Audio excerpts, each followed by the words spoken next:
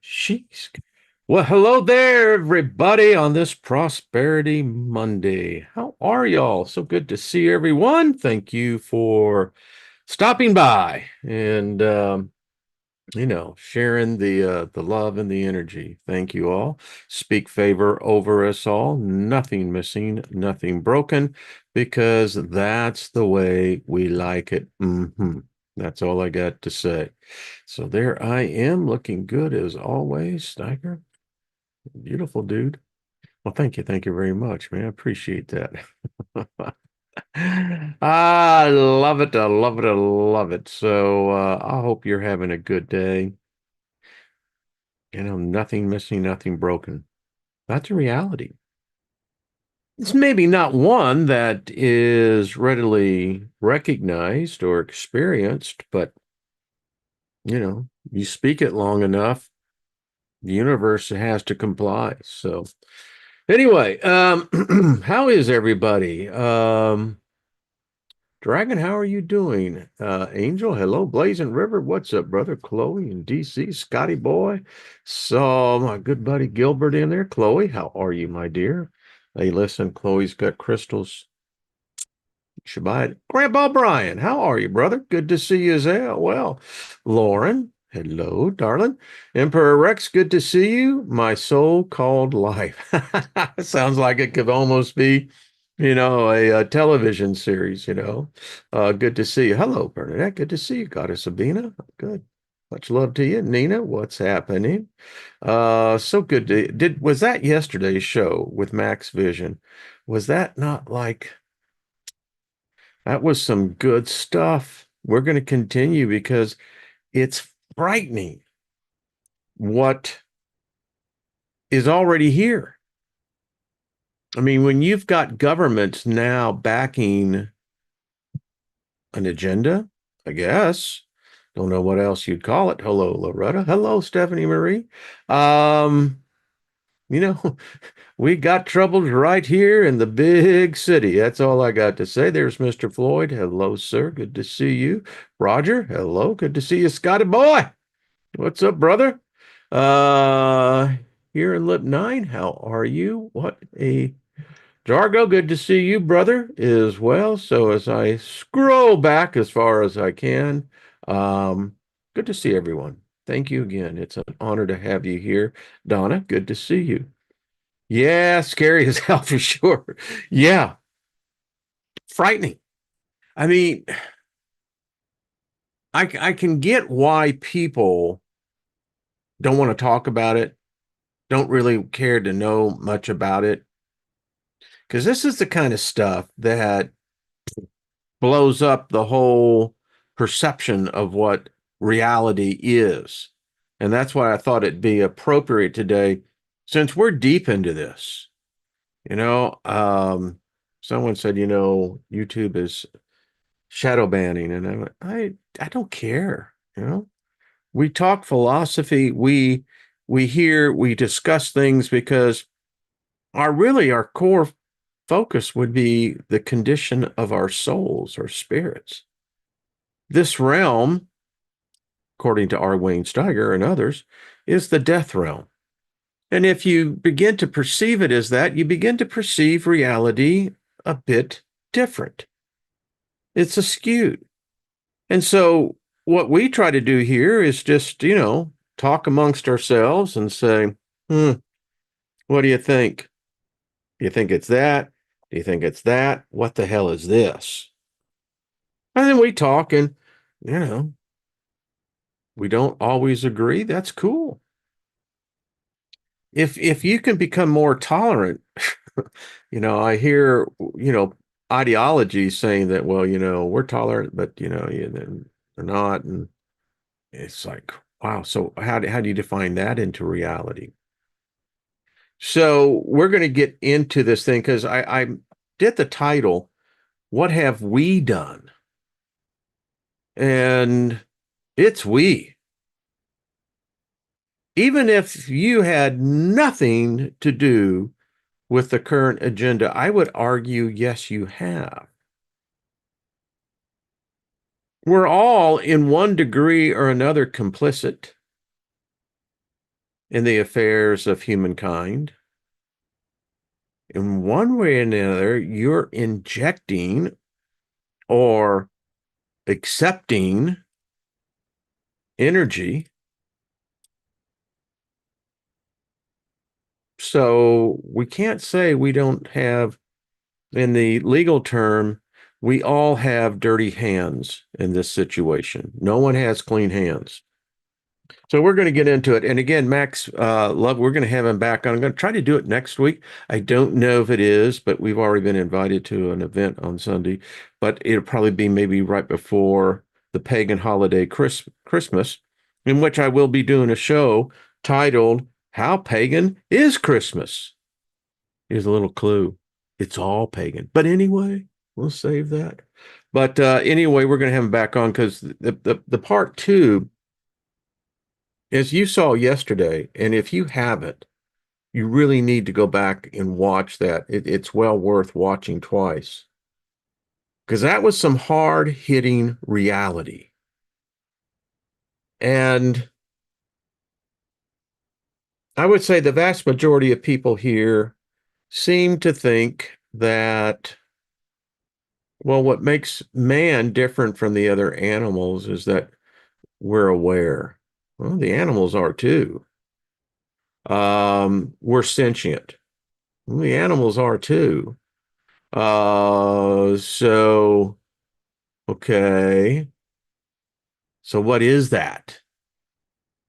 And what we found out is that is something that they really want more of. And this convergence, it's frightening. I slept very fitfully last night because I kept on thinking all of this, the AI, the automation, the allowing computers to become intimacy partners, beginning to have a 24/7 artificial intelligence called Gemini, right? And there'll be others coming out that you're basically, it's going to be your best friend. It's going to love you. It's going to comfort you. It's going to give you spiritual guidance. It's going to be your constant companion. It's frightening because when humans, because it's a natural tendency, we try to humanize everything we got, from pets to cars. You know, guys and gals, they love their cars. I mean, there was a time, you know, I enjoyed my Porsche. But you know, where the car becomes a living entity. And as we referred back to Mac's presentation, when it is called entities coming in, both what ours, I guess, if a man makes up an entity, we all worship an entity. Well, maybe not all of us, but so we understand. But now you're talking about a digital entity. It just backed up everything that we discuss here. The internet, someone wrote, we're not on the internet, we're in it. You're right. We are in it. You can't escape it. And it's only going to get worse. And if this is the case, then that is forming a reality. The reality is that we immerse ourselves into multiple realities within a reality. Each of us, I wrote this in meditating today, he says, each of us are forced to accept a reality without knowing what reality really is. And how would you define reality? Is this reality? Guy says, we're in this thing. That's exactly it. We're in it. And it's like, holy crap, Ola, how do we get the hell out? I don't know if we can. I really don't know. I think we're so far into this, and here's just a thought. We could say the existential evidence would say, for instance, the trying to think of a good example. Well, there's plenty. AI is one, but the Mandela effect, the effect that other people, and now apparently would appear that this government, which government tries and does create a reality umbrella, which we find ourselves under, um, time seems that something is seriously wrong with time. YouTube is proliferated with the videos now of some of the strangest stuff going on. I mean, you have animals, you have birds, you have people that suddenly freeze and don't move. And it's interesting because as this happens more and more, and it is, what's going on here? Is that individual, is it cognitively being registered that, hey, you're not moving and that everybody's looking at you? Are they aware of that, or are they even here? Is it possible that you can have a physical object like a body to be in one time frequency, but yet have that mental, that spiritual aspect be in another? Are we, in fact, now involved in something that the very foundations of what reality supposedly is breaking down? Has something happened on a level that is collapsing the bubble? And that we're in the early throes of that, and you can begin to see it with all these glitches happening within the matrix, the hologram. And it would appear that this hologram is on a level of technology that we can't even comprehend. We can grasp the perimeter of the thought, but something on such a grand scale that it's all a simulation. It's frightening for the individual to think that they are not real, because our senses have been trained to tell us what is or is not real. We're taught that everything is made of atoms, molecules. But molecules and atoms can be arranged, and as they're arranged, they have a different effect. That's why you can have paper, a pen, all being made of the same structure of molecules, but yet definedly different. But what if there is something else that pulls in an energy and they become mesmerized by the effect? And because it's so desirable, they forget what reality actually was and accept a fabricated, artificial reality as real. And you live it out. You have your religious beliefs. You have your beliefs as to what life is. What is your purpose? You have your beliefs that what a human should be accomplishing or what a human being should be. And all of this plays into the dynamics because, sister, you really think this is real. What, people are born and die every day, do they? Do they really? We've shown that consciousness has many different states of being. And in each one of those states, there is the projection of a different reality. Your dreams.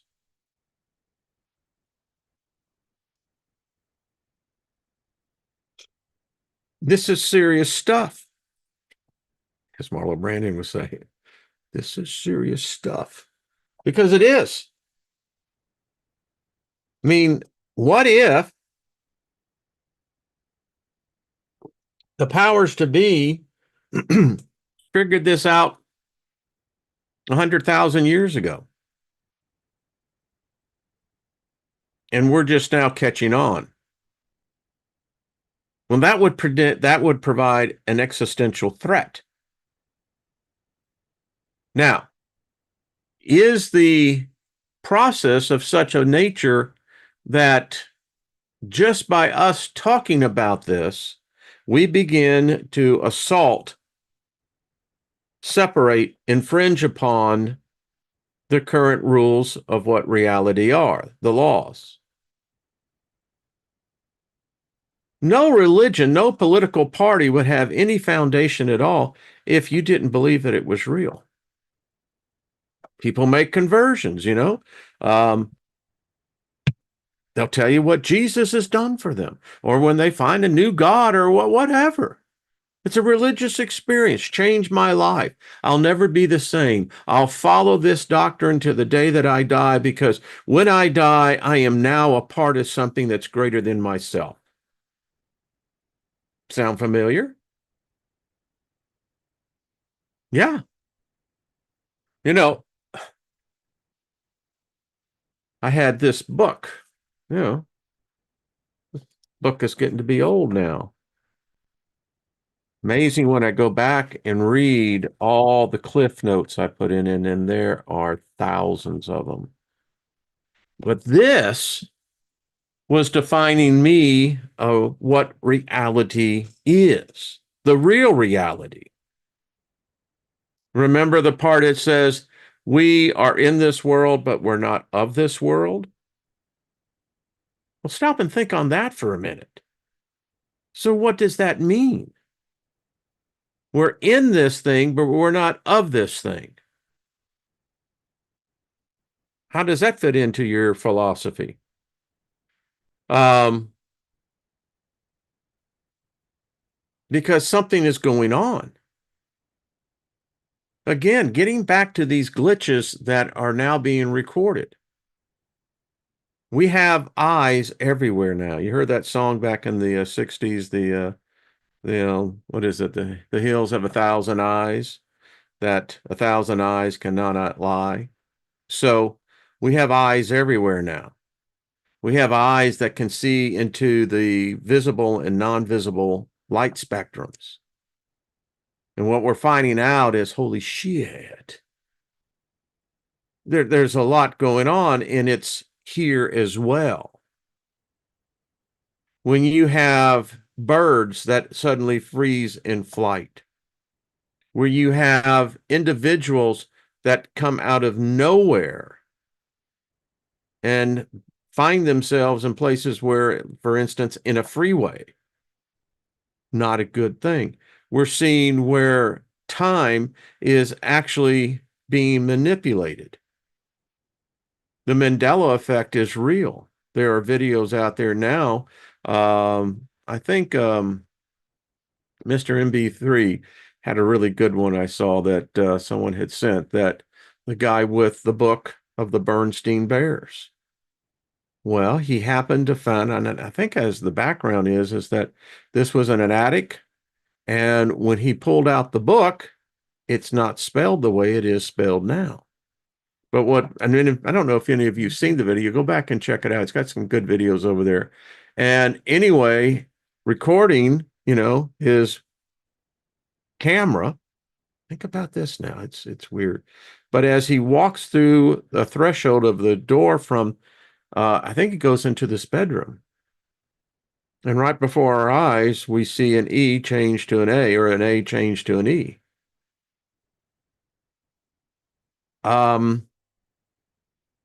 So something is happening to our reality. So, you know me, I always like to see, well, let's see what other thinkers are saying about it.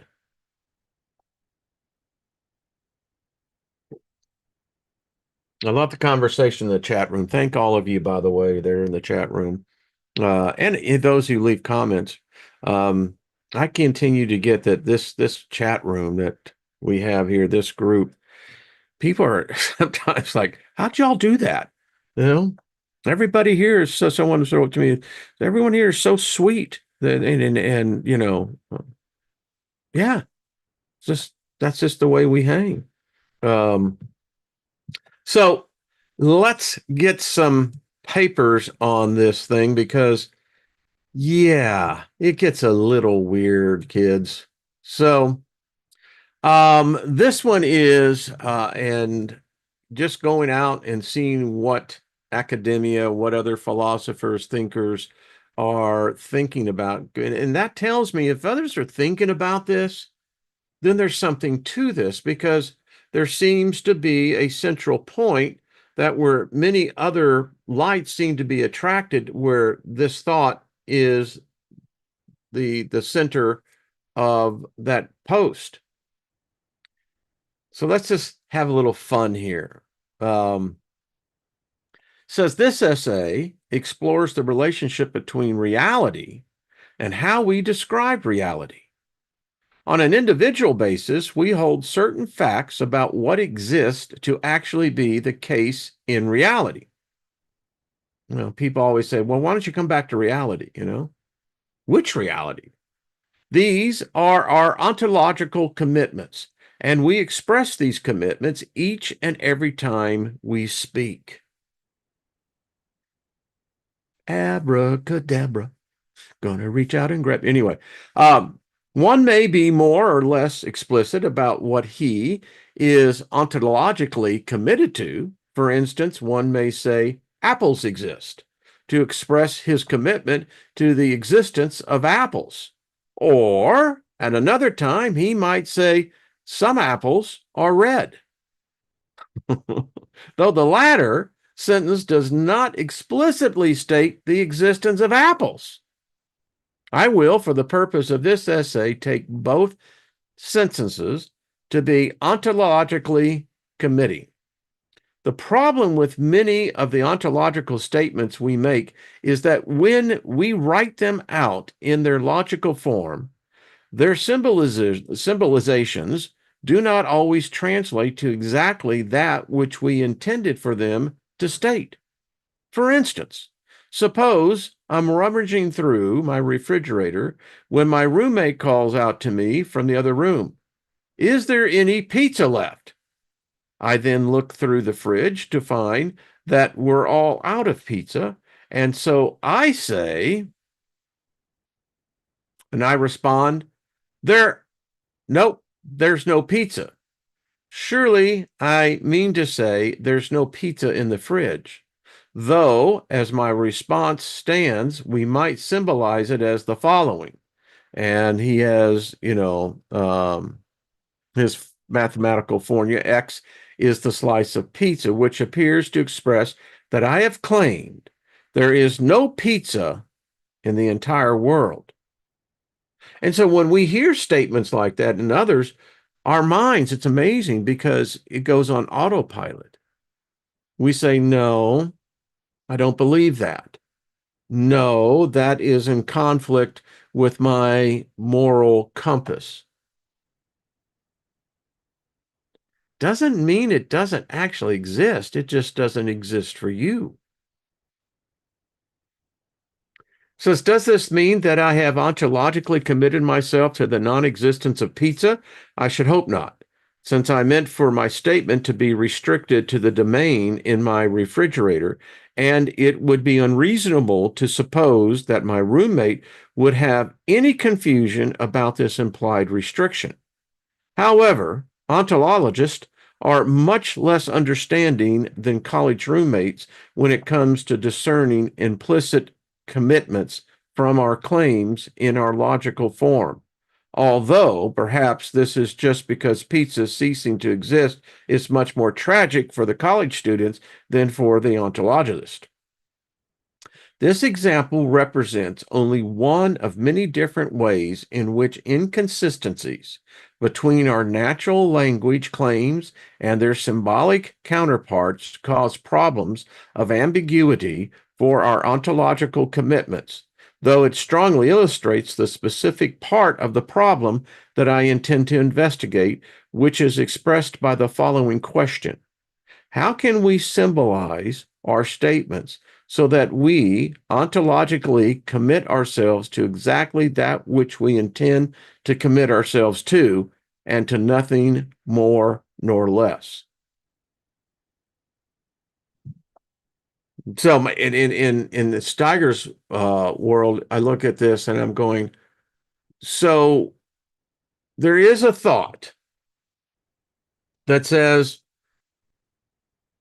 the outside in my yard, where there are these beautiful oak trees, that in reality, right now, for me, they don't exist because I can't see them. You know, so if I can't see them, then ontologically they don't exist. But yet, my memory of my consciousness says, no, that's not correct. Just because I can't see it doesn't mean it doesn't exist. And, you know, I had 50 years of religion for that. Got really good at it.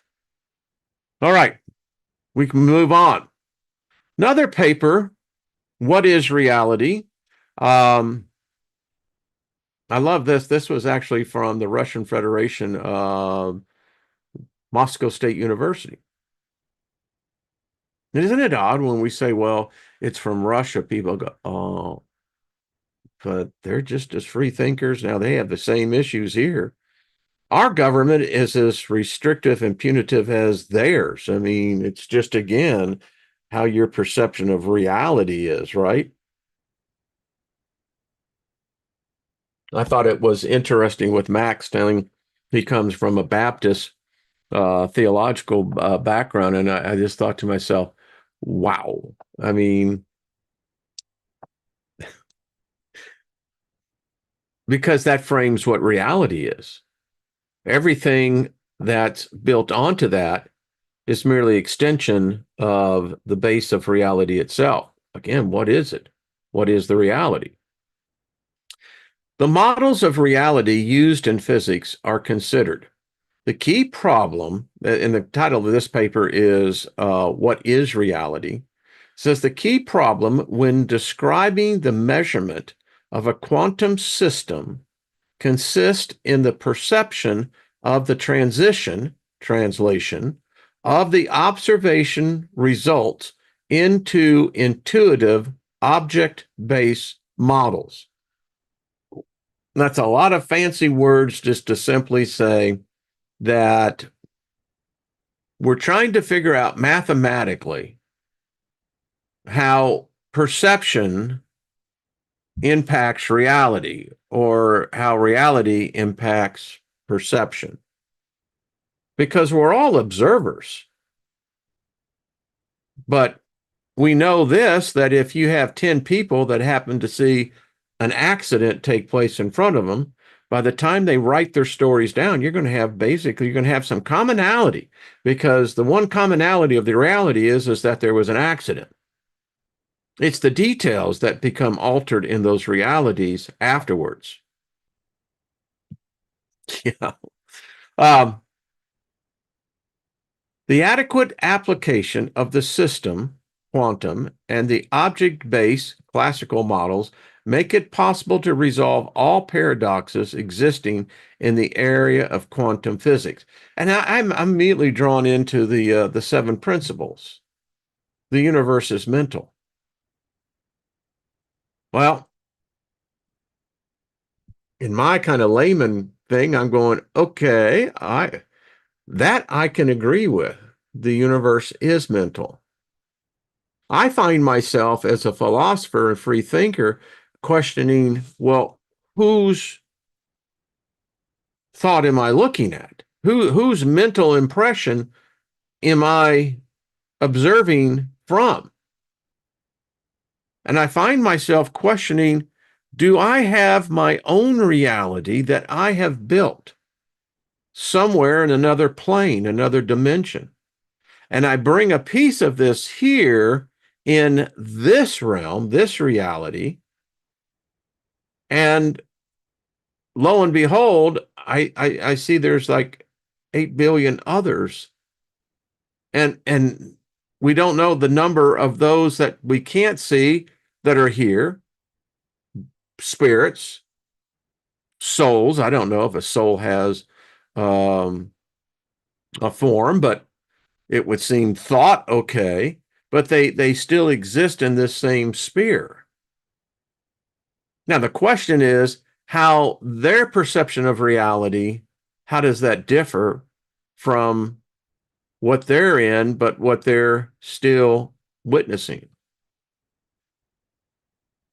Midnight thoughts. When you are searching for something, it is necessary to understand what you are searching for. Perhaps a more precise wording of the question in this title is, what is reality to us? Or, what do we perceive as reality and what is the true reality? Implying, again, multiple realities existing in with the same. Says this is the eternal question with biblical associations. The Gospel of John, Pontius Pilate asked Christ, what is truth? His silence meant, I am. The wording of this question, as in the title of this paper, does not change the answer. As neuroscience has revealed, perception and reason do not faithfully reflect reality, and we live more accurately in a kind of dream world of ever-altering independent appearances. I love this group because, we are so out there in so much of this already. I love that. So, as neuroscience has revealed, so this has been quantified by experiments, perception and reason do not faithfully reflect reality. Well, I mean, if you're in an altered state of reality, right?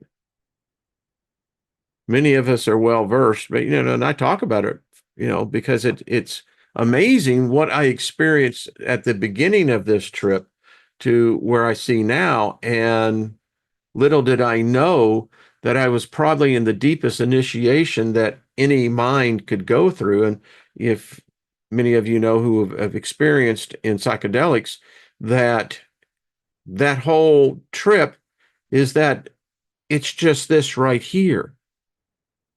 The perception and reason does not reflect the reality. And we live more accurately in a kind of dream world of ever-altering independent appearances. I mean, that's why people enjoy getting high. It puts you into an altered state of reality. You're still immersed in this one, but yet you have the ability to change it by merely the perception of what you're witnessing, experiencing. Says Roger Penrose asked an analogous question, but it is a more serious issue when it comes to our concerns about what is actually true. It is indeed one of the ideals of science that we should not simply take things on trust, and that our belief should, at least from time to time, be tested against the realities of the world. Yeah, I have the hoodie. It says, challenge your reality. Because if I can call those things that be not as though they are, if I can speak um, a condition over my life, and then subsequently see that these things that did not exist before suddenly come into this reality and then become part of my reality. Not necessarily the reality of this world, but for me, it has changed my reality. And then that gets on that thing, whole, I had this conversation where, the whole idea of about a savior saving you from what? I mean, think about what that means. And how is that going to happen? You will have to adapt to a changed, perceived reality. Now, I don't know how the former condition could be changed in the yet to be conditioned, then that is no longer the individual that once existed. It's an altered version. That's a different reality. It says in our works, we have sequentially described the concepts proving that the processed data of the first signal system followed by construction at the level of the unconscious, that is below the threshold of consciousness. I love this, of the object-based model of reality form the basis of the evolutionarily established way for perception of the surrounding world. I mean, isn't that what we teach kids? Kids live in a multi-level reality, but we who become conditioned, we become hardened, we teach them that that reality doesn't exist in reality. And eventually, they will leave that other reality and become completely converted and adapted to this reality. Wow. Love it.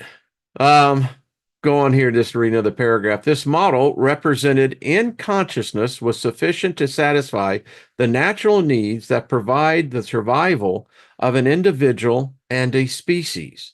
Thus, our mind, in its operation, deals with the preliminarily prepared material. Moreover, the degree of reliability of data transmission and the algorithms of data processing are known to us. Consequently, we have to keep in mind this fact in our reasoning about reality, taking into account the method used to construct our visions of it.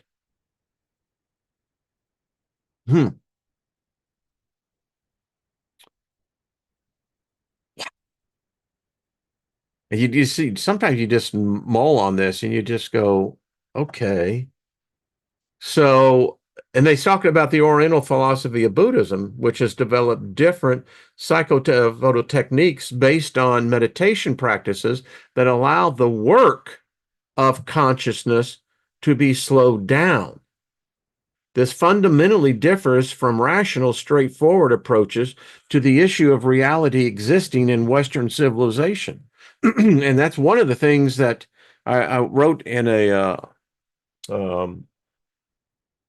blog, that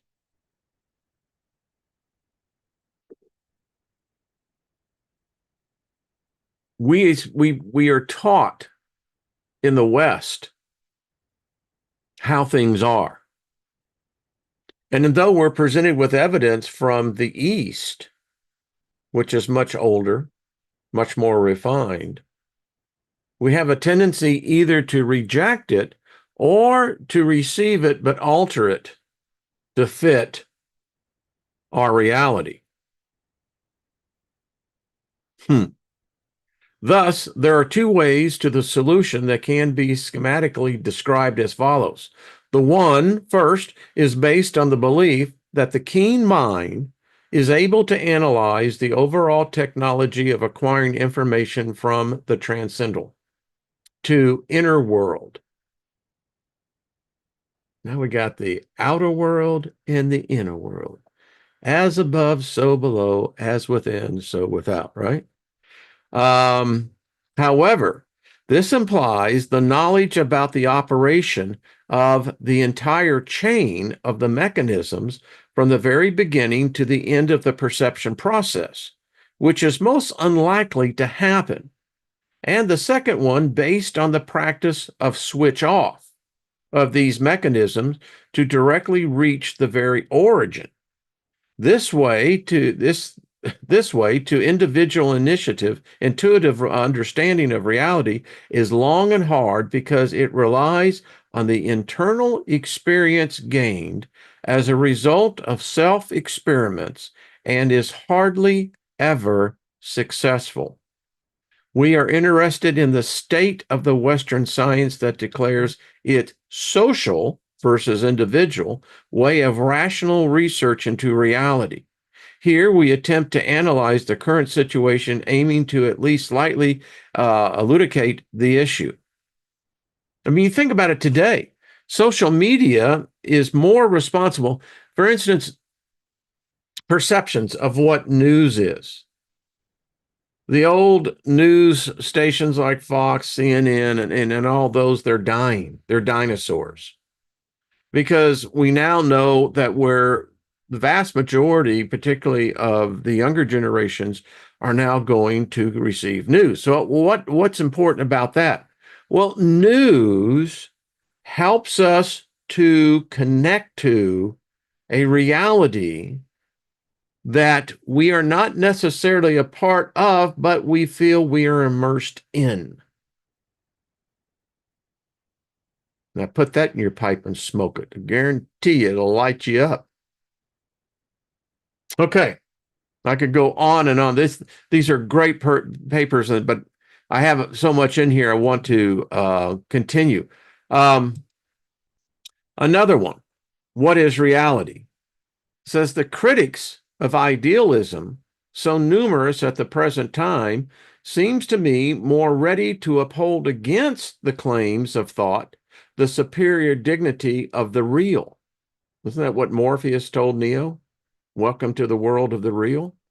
Then to explain what they mean by that very ambiguous term.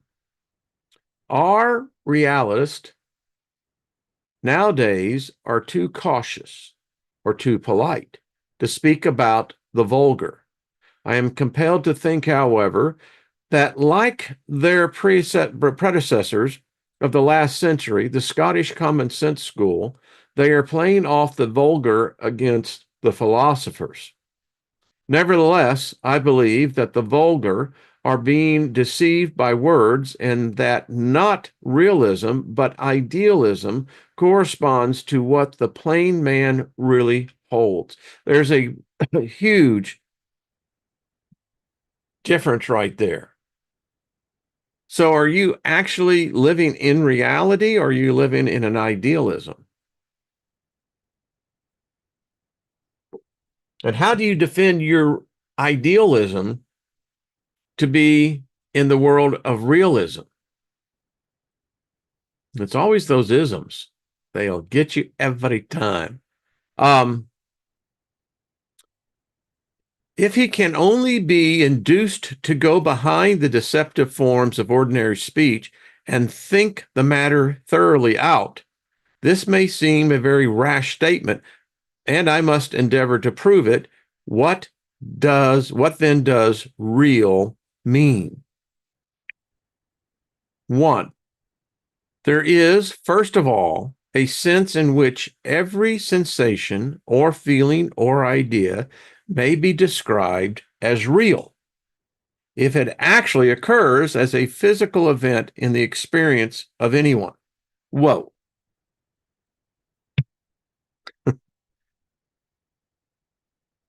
This gets so deep because you can have two people that, intimately integrated with one another, and yet there is still this real separation in the perception of what reality is.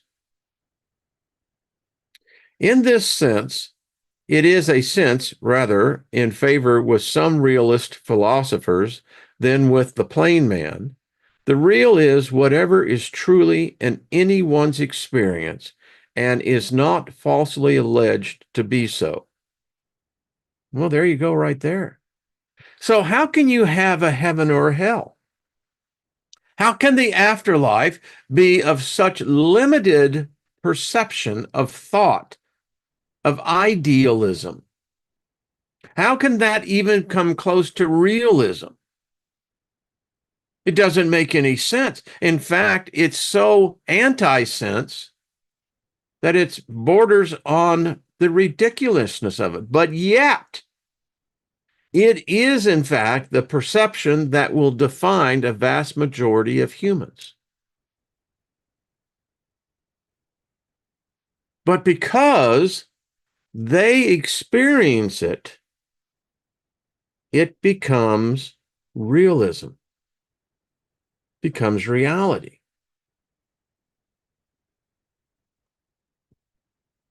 Reminds me of the book that we did on the man who started it all. Wow. Mm. Okay.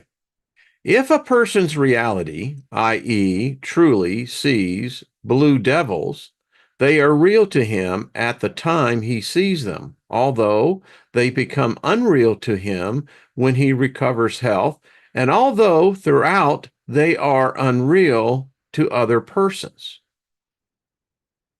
I mean, if you're talking to a spirit, how does a medium do that? Are they just making the shit up? Are they really talking to something that's tangible?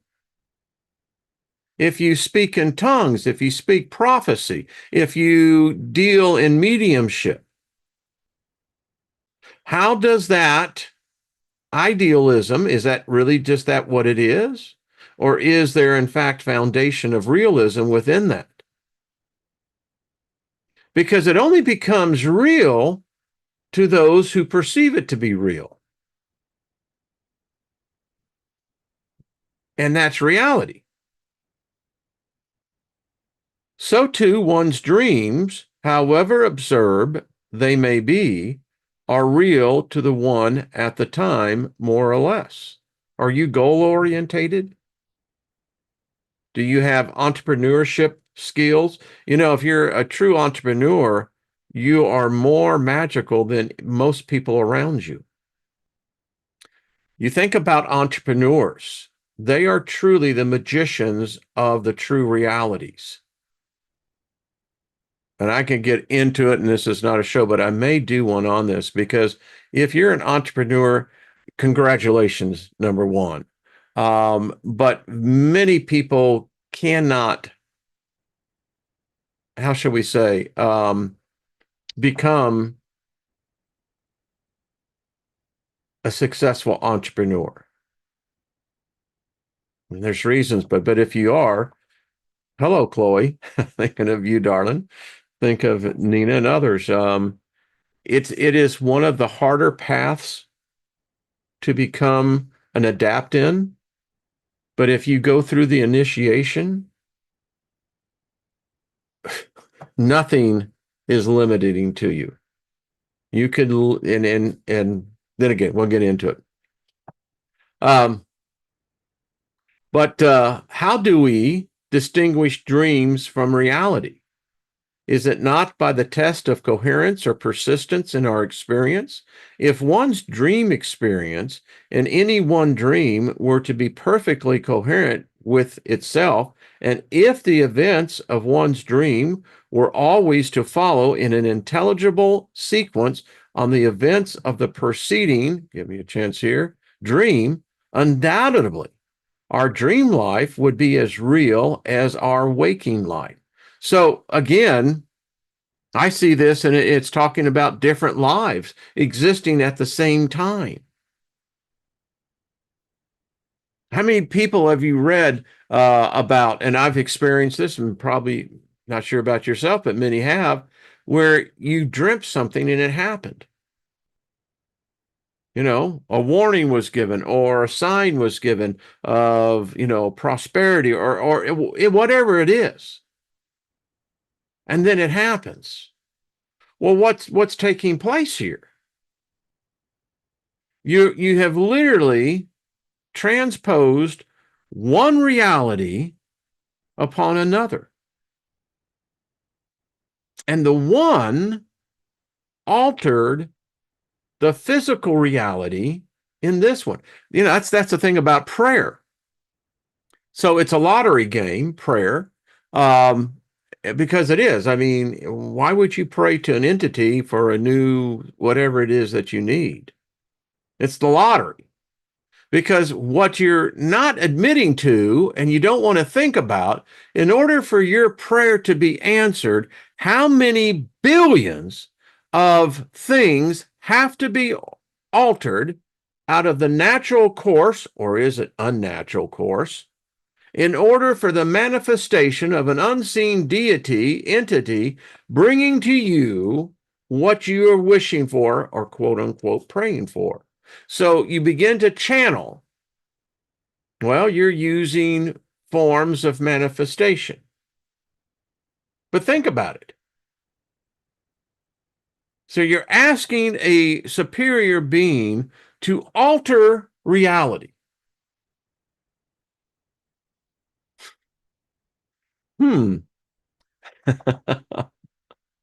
Exactly. But these are two pretty big ifs, and consequently, all sane and normal persons are able to distinguish between the merely temporary and subjective reality of the dream events and the objective reality of what we commonly called real events. This is so mind-blowing when you get into it. It's just, I mean, I love it. It's that thing that, if you have it in your hand, both palms, you're already of that spiritual mindset. But that's what we do. We help alter reality, right? It must be noted that subjective reality is equally predictable of all feelings and thoughts which we actually have, whether or not the content or objective reference of these feelings and thoughts turn out to be valid or not. And there you can just really tear into that one. I mean, so you have feelings that are stimulated by thoughts. When these begin to work in conjunction with each other, they begin to have an altering or creating a new reality effect, like if you ever seen an explosion, you see before the fireball, you see the shock waves going out ahead of that. That's how I see this. So if I'm standing and believing for something, then this is literally what I'm doing. I'm eventually going to release this shock wave. And that's, for me, is the manifestation of that which I have been focused on in my objective reality, calling those things that be not as though they are. Wow, where does the time go? It says a distinction, however, must be made, one, that I may form a mental image of a dragon while fully aware that no such creature exists and that it is a mythical animal. Well, we could argue that one, can't we? But B, people who believed in the actual existence of dragons would, in forming the mental picture of a dragon, add the idea of its reality. So does it become reality? I think of you, Kaz. Its essence would, for them, involve existence. To us, it involves fabulous existence. Now, subjective reality would, I fancy, be generally limited to be the actual occurrence of a thought with the added suggestion of its objective reference. When we know that we are dreaming, we are near waking. When we know that our hallucinations are hallucinations, we are on the way to get rid of them. It is said correctly, I believe, that if a person sees a ghost sitting in a chair, but can be induced to sit down boldly as if the ghost were not there, the ghost will take offense and go away. I'm not personally acquainted with the habits of ghosts, so I speak under correction. With regards to feelings, I do not think we can make the same distinction with regard to mental images or general conceptions, which imply some sort of image or picture to help them out. I cannot have a feeling of pain unless that feeling is subjectively real to me. I may have memory or an image of myself as having pain, but that cannot be described as a feeling of pain. It's like the placebo effect. All drug trials have to have the what they call the placebo effect. And in every drug trial, you have a percentage, sometimes as high as 30, 40% of the placebo effect. How does that happen? Well, I remember a MASH episode where they tricked all the soldiers in thinking that they were getting pain medication and they weren't. But the vast majority, in fact, thought that it was real. And when they swallowed the pill, they subsequently had the effects of what they were anticipating.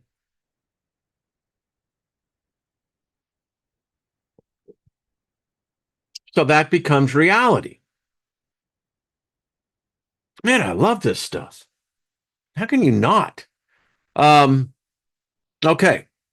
It's almost time over. That's too bad because I had yet another one, the theory of reality, and I wanted to get into a little bit of Alan Watts, and may pick up on Wednesday on this because Alan I want to spend some time with, but because Alan really does. If you're a fan of Alan Watts, in which I am, um, you listen to him and the words begin to take on an effect. They're like these power nodules. You hear, and Alan as he speaks, and he speaks into you these uh energies, these concepts, thoughts.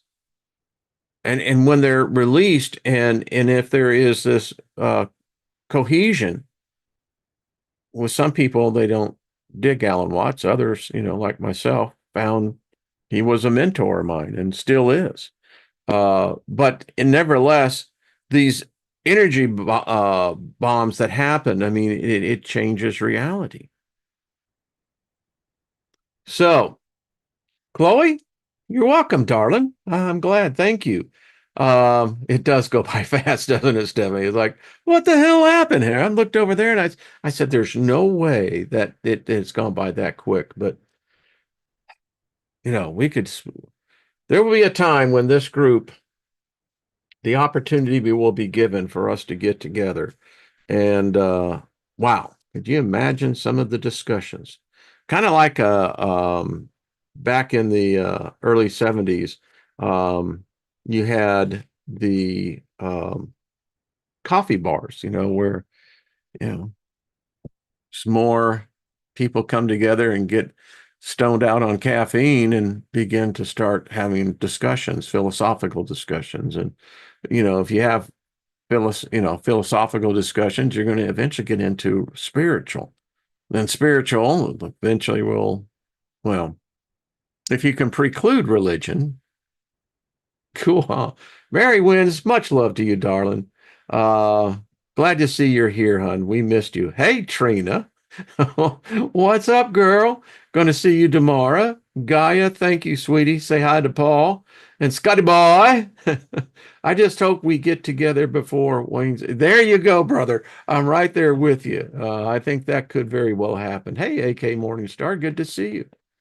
So, and as she says, loved ones. That's true. Loretta, thank you. So I'll be here with the two beautiful goddesses tomorrow, Miss Trina and Miss Jenny, and probably pick up on this too. Hey, Gal Gapo, good to see you. Um, cool. Kathy, I appreciate that. I have plenty for. Okay. Well, if we think it, this group will manifest it. So I'll let it be with the group. What's up with Josh, Mr. Floyd's universe? I have an Alan Watts folder on my shared videos. There we go. You see, loved Alan. He was such a gift to humanity. Um, yeah. Anyway, so we may have a coffee house. That's a good idea. Hmm. Although I don't drink coffee, I do drink tea. We can have coffee and tea. All right, everybody. Deborah, how are you, my dear? Good to see you, sweetie. Blazing River, thank you as well. Well, folks, again, I could go talking on this because this is so freaking mind-blowing. And again, I am so grateful. There is a higher power to all this. And when I look on the path of my life, and I mean, it's been a serpentine up and down, but what a freaking far out experience. And I look back and the tools that I was taught, the lessons, although under the guise of something that, had a different, theology to it, I'm still immersed into that. And when I walked away from my religion, those gifts, those talents that were so finely honed and, you know, powerful, they stayed with you, showing you that no superior entity is confined by a religious ideology. And that it just, call it what you want, it embraces us. And those who embrace it back, I mean, the benefits are quite nice. Thank you very much. So anyway, much love, everybody. Thank you again. And Loretta, you're right. Losing my religion. That is so true. Uh, well, thank you, Stephanie. I would purchase audiobooks. Wow, I hadn't even thought about that. Well, thank you. Thank you. Thank you. Very kind of you, dear. All right, Lost in Space. See you all tomorrow. And Nina, check out her last night show. Interesting conversation at the end. Always love good conversation. All right. Much love, everybody. And monkey experiences, coffee and a bag of good pot. Yeah. Wasn't that in Beverly Hills Cop? Victor, whatever the guy's name with the artwork. And we got caught back there and he says, "What are y'all doing?" He says, "We're just going to hang out and drink coffee and, snort cocaine." There you go. All right. Much love, everybody. And thank you again, all of you so much.